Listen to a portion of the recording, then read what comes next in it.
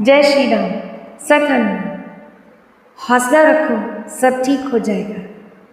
जितना आसान होता है ये बात कहना, उतना ही मुश्किल होता है उस व्यक्ति के लिए जिसे सांत्वना देने के लिए उसके परिवार वाले, मित्र या परिचित पहुँचे हैं, जो किसी दुख में है, किसी संकट में है।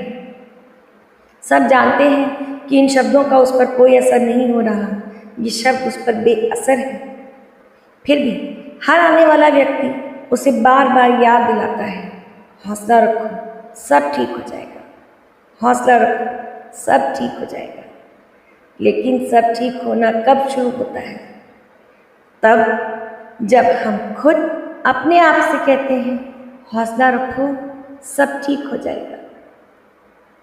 अयोध्या कांड में इस समय हम जो प्रसंग पढ़ रहे हैं, रानी कैकेयी ने राजा दशरथ से अपने दोनों वरदान मांग लिए हैं।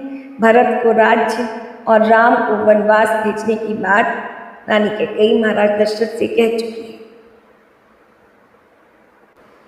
है। गयो सहमी नहीं कछु कही आवा, जनु सचान वन झपटे उलावा। बिबरन भयउ निपट नरपालु, दामिनी हनेउ मनहु तरतालु। राजा सहम गए, उनसे कुछ कहते ना बने, मानो बाज वन में बटेर पर झपटा हो। राजा का रंग बिल्कुल उड़ गया, मानो ताड़ के पेड़ को बिजली ने मारा हो। जैसे ताड़ के पेड़ पर बिजली के गिरने से वो झुलस कर बदरंगा हो जाता है, वही हाल राजा का हुआ। माथे हाथ मोदि दो लोचन, तनु धरि सोच लाग जन सोचन। मोर मनोरथ सुर तरु कूला, भरत करनि जेमि हतेउ समूला। माथे पर हाथ रखकर दोनों नेत्र बंद करके राजा ऐसा सोच करने लगे, मानो साक्षात सोच ही शरीर धारण कर सोच रहा हूँ। वे सोचते हैं, हाय, मेरा मनोरथ रूपी कल्प वृक्ष फूल चुका था, परंतु फलते समय कैकेयी ने हथिनी की तरह उसे जड़ समेत उखाड़ कर नष्ट कर डाला। अवध उजारी कीनी कैकेयी, दीन ही सी अचल विपत्ति कह दी। कैकेयी ने अयोध्या को उजाड़ कर दिया और विपत्ति की अचल सुदृढ़ नींव डाल दी है। कवने अवसर का भयो, गयो नारी विश्वास। जोग सिद्धि फल समय जिमि, जति अविद्या नाश। किस अवसर पर क्या हो गया? अपनी स्त्री का विश्वास करके मैं वैसे ही मारा गया जैसे योग की सिद्धि रूपी फल मिलने के समय योगी को अविद्या नष्ट कर देती है। एहि विधि राउ मन ही मन झाँका, देखी कुभाति कुमति मन माखा। भरत की राउर पूत न होहि, आने मोल बिसाही की मोहि। जो सुनि सर्वस लाग तुम्हारे, काहे न बोलहु वचन संभारे। देहो तनु अनुकरहु किनाहि, सत्य संध तुम रघुकुल माही। देन कहेहु अब जनि बर देहु, तजहु सत्य जग अपजस लेहु। सत्य सराही कहेहु बर दीन, जानेहु लेहि माग चबे। सिविद दीचि बलि जो कछु भाषा, तनु धनु तजेहु बचन पन राखा। अति कटु बचन कहति कैकेयी, मानहु लोन जरे पर देई। धर्म धुरंधर धीर धर, नयन उघारे राय। सिर धुनि लीनियु सास असी, मारसी मोहि कुटाय। इस प्रकार राजा मन ही मन खींच रहे हैं। राजा का ऐसा बुरा हाल देखकर दुर्बुद्धि कैकेयी मन में बुरी तरह से क्रोधित हुई और बोली, क्या भरत आपके पुत्र नहीं है? क्या आपने मुझे दाम देकर खरीदा है? क्या मैं आपकी विवाहिता पत्नी नहीं हूँ?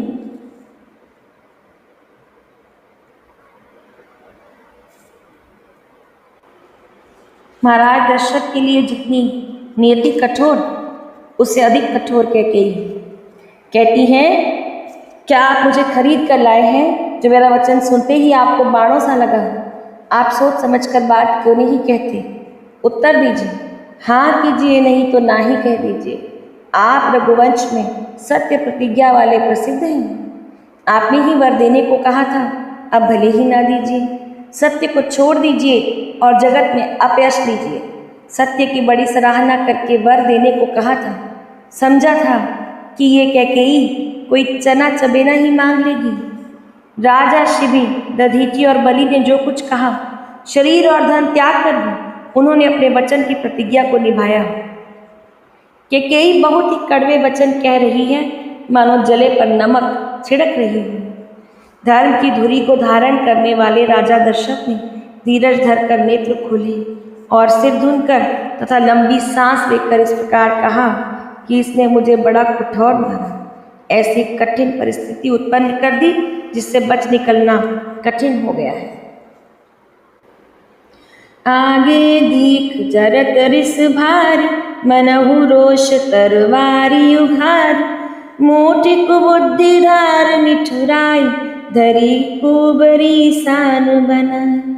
प्रचंड क्रोध से जलती हुई कैकेयी सामने इस प्रकार दिखाई पड़ी, मानो क्रोध रूपी तलवार नंगी म्यान से बाहर खड़ी हो। कुबुद्धि उस तलवार की मूठ है, निष्ठुरता धार है, और वो कुबड़ी मंत्रा रूपी सान पर धर कर तेज की हुई है। लखी महीप कराल कठोरा, सत्य की जीवन ले ही मोरा। बोले राव कठिन कर छाती, बानी सविनय तास सुहाती। राजा ने देखा कि ये तलवार बड़ी ही भयानक और कठोर है और सोचा, क्या सत्य ही ये मेरा जीवन ले लेगी। राजा अपनी छाती कड़ी करके बड़ी ही नम्रता के साथ उस कैकेयी को प्रिय लगने वाली वाणी बोले। प्रिया वचन कस कहसी कुभाती, भीर प्रतीति प्रीति करिहाती। मोरे भरत राम दुई आँखी, सत्य कहो कर शंकर साखी। हे प्रिय, हे भीरू, विश्वास और प्रेम को नष्ट करके ऐसे बुरे वचन कैसे कह रही हो। मेरे तो भरत और रामचंद्र दो आँखें अर्थात एक से हैं, ये मैं शंकर जी को साक्षी रखकर कहता हूँ। अवसि दूत मैं पठई बुप्राता, एहि बेगी सुनत दो भ्राता। सुदिन सोधि सब साज सजाई, देऊं भरत कहूँ राज बनाई। मैं अवश्य ही सवेरे दूध भेजूंगा, दोनों भाई भरत शत्रुघ्न सुनते ही तुरंत आ जाएंगे। अच्छा दिन शुभ मुहूर्त शोध करवाकर सब तैयारी करके टंका बजाकर अर्थात सारे नगर में टिंडोरी पीटकर मैं भरत को राज्य दे दूं। लोभ न राम ही राज कर, बहुत भरत पर प्रीति। मैं बड़ छोट विचार जी, करत रहे नृप नीति। राम को राज्य का लोभ नहीं है और भरत पर उनका बड़ा ही प्रेम है। मैं ही अपने मन में बड़े छोटे का विचार करके राजनीति का पालन कर रहा था, बड़े को राज तिलक देने जा रहा था। राम सपथ सत कहे सुभाव, राम मातु कछु कहे नका। मैं सब कीन तो ही बिन पूछे, तेहि ते परे मनोरथ छूछे। रिस परिहर अब मंगल साज, कुछ दिन गए भरत जुबराज। एक ही बात मोहि दुख लाग, बर दूसर असमंजस माग। अजहु हृदय जरत तेहि आचा, रिस परिहास की सोचहु साचा। कहु तजि रोष राम अपराध, सबको कहई राम सुठि साधु। तू सराहसि करसि स्नेहु, अब सुनि मोहि भयउ संदेहु।